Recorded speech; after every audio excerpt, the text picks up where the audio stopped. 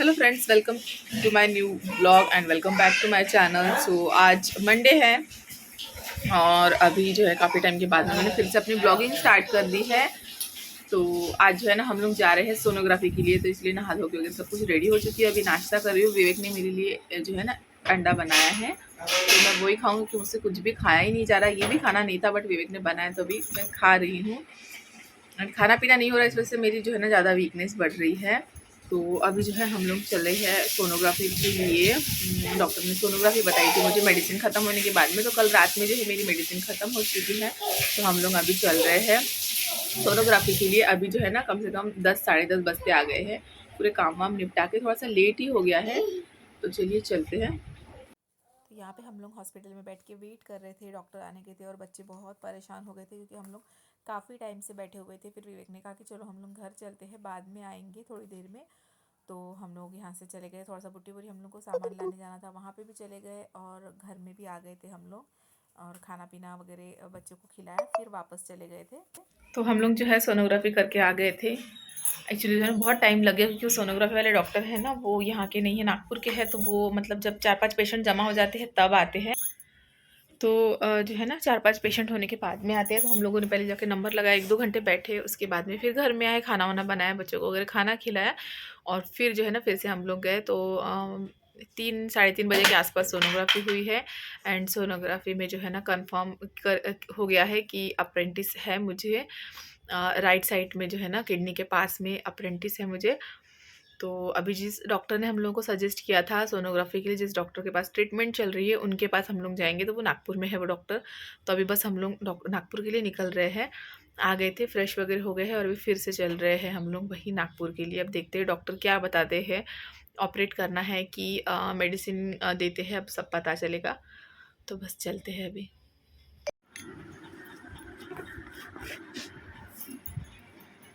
हम लोग जो है हॉस्पिटल से आ गए थे 9:30 10 बजे के आसपास जो है ना हम लोग आ गए थे हॉस्पिटल से। एंड जो सोनोग्राफी की रिपोर्ट जो है वो डॉक्टर को दिखानी थी, तो वो वगैरह दिखा दी मैंने। कुछ जाते वक्त आते वक्त कोई भी ब्लॉग नहीं बनाया क्योंकि बहुत भीड़ होती है शाम के टाइम में, ऑफिस टाइम होता है ना, तो बहुत भीड़ होती है। और हम लोग शाम के टाइम में निकले क्योंकि आते आते हम लोगों को सोनोग्राफी का रिपोर्ट टाइम हो गया था। तो डॉक्टर ने रिपोर्ट्स वगैरह देखे और उन्होंने फाइनली हम लोगों को बताया कि मुझे अप्रेंटिस तो है ही, जो कि मतलब 80-90% हम लोगों को पता ही था कि है अप्रेंटिस। बस सोनोग्राफी करके उसकी प्लेस और वो कितना बड़ा है, क्या है अप्रेंटिस, वो बस हम लोगों को चेक करानी थी। तो इस वजह से हम लोगों ने सोनोग्राफी की थी। तो अप्रेंटिस तो है ही, साथ ही में जो है ना किडनी स्टोन भी हो गया है मुझे। अभी फ़िलहाल छोटा साइज़ में है किडनी स्टोन, बट है राइट साइड की किडनी में मुझे किडनी स्टोन हुआ है और राइट साइड की किडनी के पास में ही अप्रेंटिस भी हो गया है।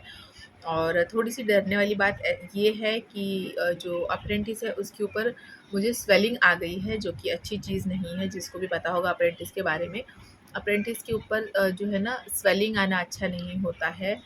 वो कभी भी हमको हार्म कर सकता है, कभी भी मतलब कुछ भी बुरा हो सकता है। तो फ़िलहाल उन्होंने हम लोगों को ऑपरेट करने का जो है ना सलाह दिया है, बट अभी फ़िलहाल हम लोग फाइनेंशियली स्टेबल नहीं हैं कि अभी के अभी हम लोग ऑपरेट कर सकते हैं। वैसे तो गए तो आज उसी हिसाब से थे कि हम लोग जो है एडमिट हो जाए और आज ही सारे प्रोसीजर स्टार्ट कर दे, क्योंकि पेन जो है वो मेरा कम होने का, बंद होने का नाम नहीं ले रहा है। कम तो है डॉक्टर की दवाई की वजह से। हम लोगों ने आज फिर से डॉक्टर से मेडिसिन लिखवाई है कि कम से कम थोड़े दिन के लिए तो भी, 1-2 महीने के लिए तो भी जो है ना पेन कम रहे। तो इस वजह से बट डॉक्टर ने स्ट्रिक्टली हम लोग को कहा है कि अगर थोड़ा भी पेन बढ़ता है तो मुझे तुरंत जाके ऑपरेट कराना पड़ेगा, वरना बहुत बुरा हो सकता है। तो इस वजह से तो बस अभी देखते हैं क्या होता है क्या नहीं। फ़िलहाल इस कंडीशन में नहीं है कि अभी के अभी ऑपरेट कर ले, वरना अभी के अभी ही ऑपरेट करने के लिए डॉक्टर ने सलाह दी है।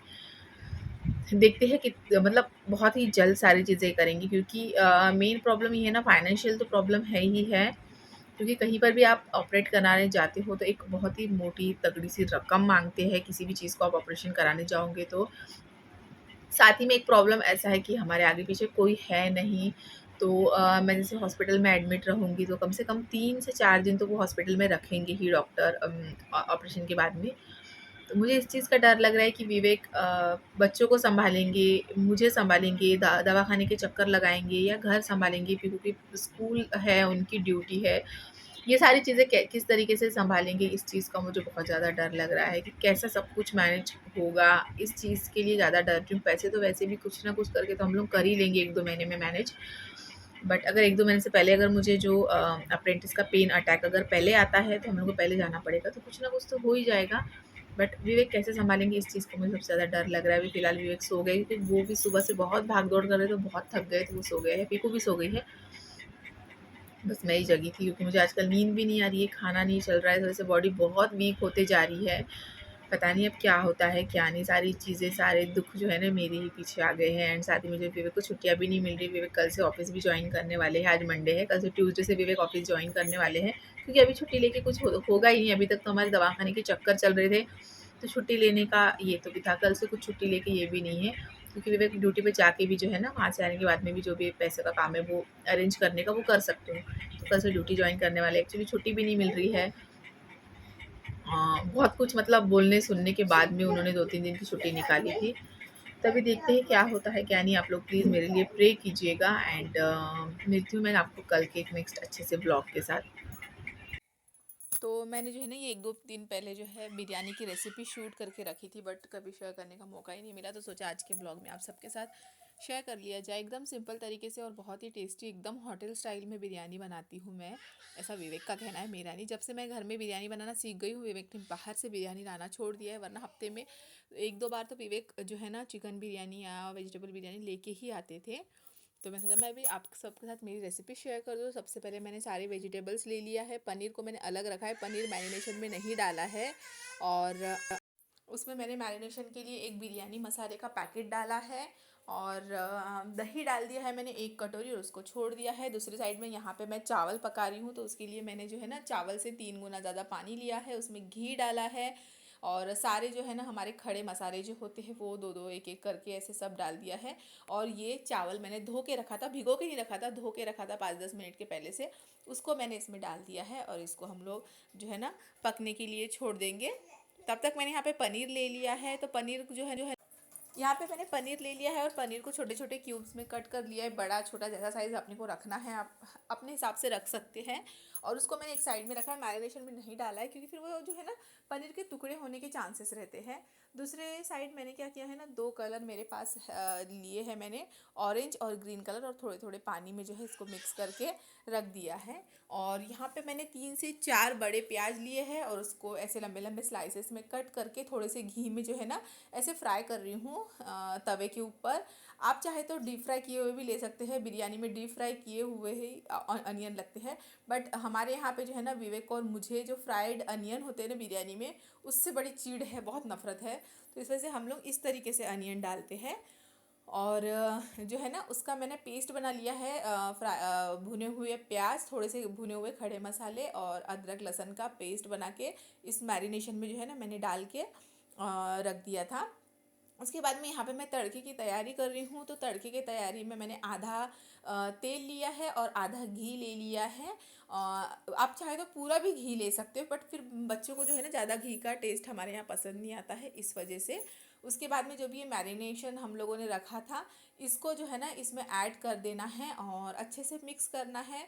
और जो है ना कुछ भी इसके ऊपर कवर करके लीड रख के जो है ना इसको पकने देना है, जब तक सारी सब्जियां जो है ना हमारी अच्छे से पक नहीं जाती है। ये देखिए इसमें पानी छूटता रहेगा, क्योंकि मसाले हैं, प्याज व्याज है, तो पानी छूटता रहेगा इसमें से। तो आपको अच्छी तरीके से पकने देना है। इस टाइम पे जो है ना इसमें से इतनी अच्छी खुशबू आने लग जाती है ना, कि पूरे घर भर में बिरयानी वाली खुशबू जो है ना फैल जाती है।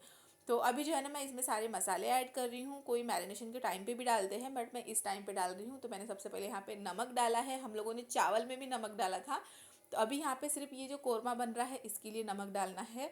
साथ ही में मैंने मिर्ची पाउडर डाला। मैंने पेस्ट बनाते वक्त भी 2 मिर्चियाँ ऐड की थी, और चावल में भी 2 मिर्चियाँ डाली थी, तो अभी मैं यहाँ पे मिर्च कम रखूँगी। उसके बाद में हल्दी पाउडर डाला है, धनिया पाउडर डाला है, और इसको जो है ना अच्छे तरीके से हम लोग मिक्स कर लेंगे। और थोड़ा सा मैंने गरम मसाला भी डाला है। उसके बाद में हम लोग इस को जो है ना अच्छे से मिक्स करेंगे और पकने देंगे। मतलब ये जो कोरमा है यही हमको जो है ना सबसे पहले अच्छे से पकाना है, सारे मसाले वसाले सब पकना चाहिए। यही जो है ना बिरयानी की मेन जान होती है। और राइस जो है वो एकदम ओवर कुक भी नहीं होना चाहिए और आधे कच्चे भी नहीं होना चाहिए। राइस और कोरमा अगर अच्छे से रहे ना, तो आपकी बिरयानी बहुत अच्छी बन जाती है। इसके बाद में अभी एक आधी मिनट में ये कोरमा पक जाएगा, तब मैं इसमें पनीर ऐड कर रही हूँ ताकि पनीर में सारा मसाला चला जाए और पनीर का जो है ना कच्चापन हल्का सा वो दूर हो जाए और ये सब एक साथ में मिल जाए। तो इसमें से अभी मैंने क्या किया है ना, आधा कोरमा मैंने निकाल के रख दिया है, आधा कोरमा मैंने बर्तन में अच्छी तरीके से फैला लिया है। और चावल जो है ना निकाल के, जैसे पक गए थे चावल को निकाल के मैंने प्लेट में खुले करके रख दिए थे। तो अभी इसमें से जो भी खड़े मसाले हैं वो निकाल दूंगी, क्योंकि फिर खाते वक्त मुंह में आते हैं ना तो अच्छा नहीं लगता है। तो सारे खड़े मसाले मैं निकाल के रख दूंगी और कोरमा के ऊपर उसी बर्तन में जो है एक लेयर चावल की लगा दूंगी, उसके ऊपर एक लेयर फिर से कोरमा की लगा दूंगी और उसके ऊपर फिर से एक लेयर चावल की, मतलब सिर्फ दो लेयर में मैं बना रही हूँ। और मोस्ट ऑफ द टाइम मैं दो लेयर में बनाती हूँ क्योंकि मेरे पास बहुत बड़ा ऐसे फैला हुआ बर्तन है, तो मैं दो ही लेयर में बनाती हूँ।